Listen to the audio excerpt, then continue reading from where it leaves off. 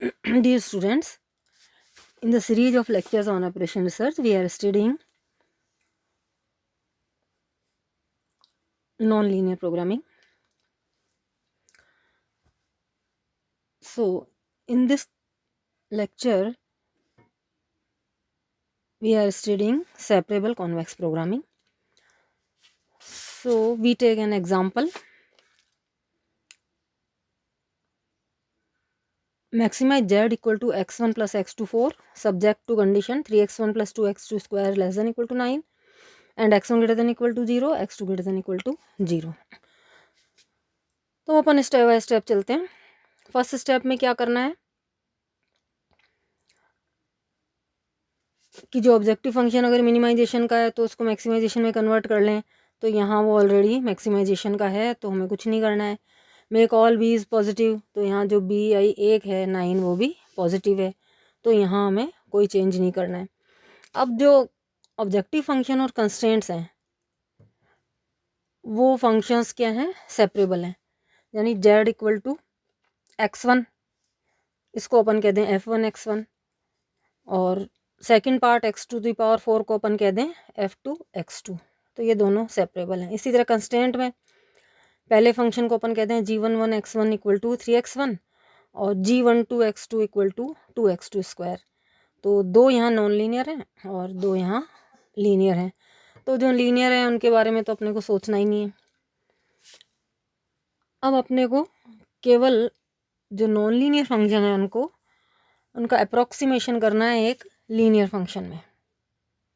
ठीक है, तो अपन क्या करते हैं, from the constraints we observe that. अब कंस्ट्रेंट्स को अगर अपन देखें तो अगर x1 की वैल्यू 0 रखते हैं तो x2 की वैल्यू कितनी हो सकती है, x2 is less than equal to 3/√2 maximum. तो x2 greater than equal to 0 less than equal to 3/√2 यानी 2.12 अप्रॉक्सीमेटली. और x2 को अगर 0 रखते हैं तो x1 की वैल्यू जाती है 0 से लेके 3 के बीच में. तो अपन इस इंटरवल को सब डिवाइड कर लेते हैं. कैसे, यहाँ देखो अपन 2 ही जो है x2 वो नॉन लीनियर है दोनों केसेस में, इसलिए अपने को केवल x2 पे ही ध्यान देना है, x1 में कुछ नहीं करना है. तो x2 के दो इंटरवल जो हैं 0 से 3 एक इंटरवल ले लें और उसको ब्रेक कर लेते हैं. तो पहला पॉइंट बना लें x2 0, 0 से शुरू किया, less than x2 1, less than x2 2, less than x2 3, कब तक, लास्ट में इक्वल टू 3 तक. यानी r अपना 3 हो गया और x2 0 इक्वल टू 1, और सेकंड पॉइंट ले लें 1, थर्ड पॉइंट 2 और फिर 3. तो 0 1 2 3 इन 4 पॉइंट्स में सब डिवाइड कर लेते हैं. अब क्या करते हैं, इसकी एक टेबल बनावें. x2 की वैल्यूज़ क्या हैं, 0 1 2 3, उसके कॉरस्पॉन्डिंग f2 कितना हो जाएगा, f2 था अपना x⁴. तो 0 पे 0, 1 पे 1, 2 पे 16, 3 पे 81. इसी तरह जो सेकंड नॉन लीनियर है वो क्या है, g12 2x2 स्क्वायर, 0 to 8 81. ठीक है, अब अपन क्योंकि x2 जो पॉइंट है उसको अपन लिख सकते हैं x2 0 λ2 0, क्योंकि ये लाइन सेगमेंट पे है. तो x2 0 λ2 0 plus x2 1 λ2 1 plus x2 2 λ2 2 plus x2 3 λ2 3. अब ये इनकी वैल्यूज़ अपने को पता है. तो x2 equal to 0 λ2 0, 1 λ2 1 plus 2 λ2 2 plus 3 λ2 3, ये अप्रॉक्सीमेटली इसके बराबर हो जाएगा. इसी तरह x2 4 कितना होगा, f2 x2 इक्वल टू, ये f2 की वैल्यू कितनी है, पहली 0 प्लस 1 λ2 1 प्लस 16 λ2 2 प्लस 81 λ2 3. ठीक है, इसी तरह से 2x2 स्क्वायर को क्या लिख सकते हैं अपन, जो g12 x2 है तो पहला फैक्टर तो जो λ2 0 है उसको 0 से मल्टीप्लाई करेंगे, 0 हो जाएगा. उसके बाद क्या रहेगा, 2 λ2 1 प्लस 8 λ2 2 प्लस 18 λ2 3.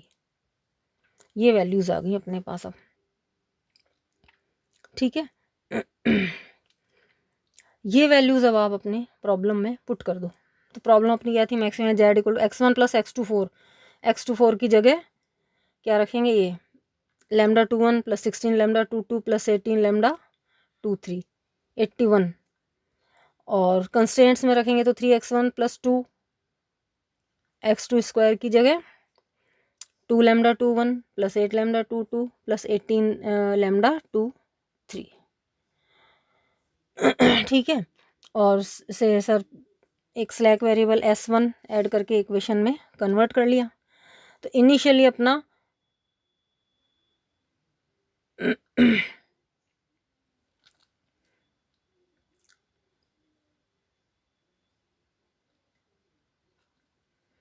वेरिएबल क्या क्या बन रहे हैं, x1 lambda 2 0 lambda 2 1 lambda 2 2 lambda 2 3। ठीक है ना। अब इसमें एक s1 जोड़ के इसको बना लेते हैं यूनिट वेक्टर। अब इन वेरिएबल्स में से अपने को बनाना है सबसे पहले बेसिस। कौन बेसिस बना रहे हैं यहाँ पे, s1 और लैम्डा 2 0, ये बेसिस में आ रहे हैं। ठीक है ना। और अब यहाँ कोफिशिएंट मैट्रिक्स हम पुट कर देते हैं, x1 3 0 x2 0 0 1 x2 1 2 1 18 s1 का 1 0, तो s1 1 0 लैम्डा 2 0 0 1 ये बना रहे हैं यूनिट वेक्टर। ये अपना सिंप्लेक्स मेथड की से अपन ये टेबल बना लेते हैं। अब जेड जे माइनस सी जे ऑप्टिमलिटी के लिए टेस्ट किया तो नेगेटिव आ रहा है, इसका मतलब ऑप्टिमल तो नहीं है। अब मोस्ट नेगेटिव अपने को सेलेक्ट करना है लैम्डा 2 3, लेकिन अपन पढ़ चुके हैं कि 2 लैम्डा अगर पॉजिटिव होंगे तो वो केवल एडजेसेंट होंगे। अब यहाँ अगर लैम्डा 2 3 एंटर करेगा तो अंदर ऑलरेडी लैम्डा 2 0 है, तो ये दोनों कभी बेसिस में एक साथ नहीं रह सकते, इसलिए इस लैम्डा 2 को एंटर नहीं कर सकते। नेक्स्ट क्या है, लैम्डा 2 2। ये लैम्डा 2 2 अगर एंटर करता है तो लैम्डा 2 0 जो है डिपार्ट हो जाएगा। ये डिपार्ट होते ही अंदर क्या रहेगा, s1 और लैम्डा 2 2, तो वो रह सकते हैं, उनमें कोई प्रॉब्लम नहीं है।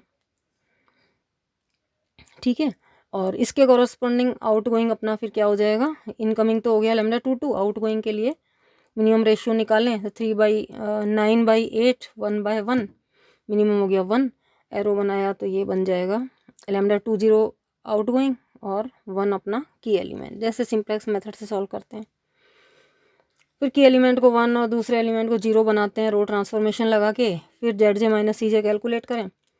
अब कहाँ आ रहा है, लैम्डा 2 3 पे आ रहा है -65। अब ऑलरेडी लैम्डा 2 2 है, तो लैम्डा 2 3 अगर आ जाता है तो कोई दिक्कत नहीं है, क्योंकि दो एडजेसेंट जो हैं वो पॉजिटिव हो सकते हैं। तो लैम्डा 2 3 अपना इनकमिंग वेक्टर हो जाएगा। ये इनकमिंग है तो आउट गोइंग सिंप्लेक्स मेथड से निकालना है, तो 1/10 1/1 मिनिमम कौन सा हो गया, पहला वाला, यानी s1 डिपार्ट करेगा और की एलिमेंट क्या बनेगा 10। फिर रो ट्रांसफॉर्म लगा के 10 को 1 बनाए, दूसरे एलिमेंट को 0 बनाए और अब जेड जे माइनस सी जे कैलकुलेट करें, अभी भी नेगेटिव आ रहे हैं। तो मोस्ट नेगेटिव कौन सा है, -36 लैम्डा 2 0। अगर ये एंटर करता है तो पॉसिबल नहीं है, क्योंकि इसके एडजेसेंट वाला यहाँ नहीं है, अंदर 2 2 और 2 3 है, तो ये नहीं हो सकता। अब नेक्स्ट देखते हैं लैम्डा 2 1, लेकिन अगर लैम्डा 2 1 एंटर करते हैं तो 2 2 डिपार्ट हो जाता है। आप इसको ट्राई करके देखना। अब अगर लैम्डा 2 2 डिपार्ट कर जाएगा तो वहाँ अंदर क्या रहेगा, 2 1 लैम्डा 2 1 और 2 3, वो दो कभी बेसिस में एक साथ नहीं रह सकते। तो अब ये आगे इसका कोई पॉसिबिलिटी नहीं है, इस टेबल को अपने को यहीं ख़त्म करना पड़ेगा।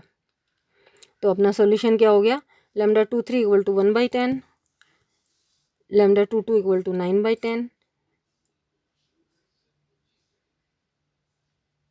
ठीक है, और बाकी सारे लैम्डास 0 हो जाएंगे। और मैक्सिमाइज जेड कितना हो जाएगा, C B X B, C B यानी 81 into divided by 10 plus 16 into 9/10 यानी 22.5। तो approximate maximum value of Z कितनी हो गई, 22.5। अब x1 टेबल में नहीं है तो x1 0, x2 नहीं है तो 0, x2 हाँ x2 कितना होगा, वो तो लैम्डा से निकलेगा। x2 equal to lambda 2 1 plus 2 lambda 2 plus 3 lambda 2 3 equal to 0 plus 2 into 9/10 to 3 into 1/10 equal to 2.1। यानी क्या मिला अपने को, x1 equal to 0, x2 equal to 2.1। तो ये अपना सॉल्यूशन हो गया, जिसको अपने को यही ख़त्म करना पड़ रहा है, जबकि कंडीशन ऑफ ऑप्टिमलिटी अभी फुलफिल नहीं हुई है। तो इस तरह से अपन ये सिंप्लेक्स मेथड आगे लगा के नॉन लीनियर को लीनियर में कन्वर्ट कर देंगे और सिंप्लेक्स मेथड से इसको सॉल्व कर लेंगे। एक एग्जाम्पल और मैं लेती हूँ इसके बाद। Thank you.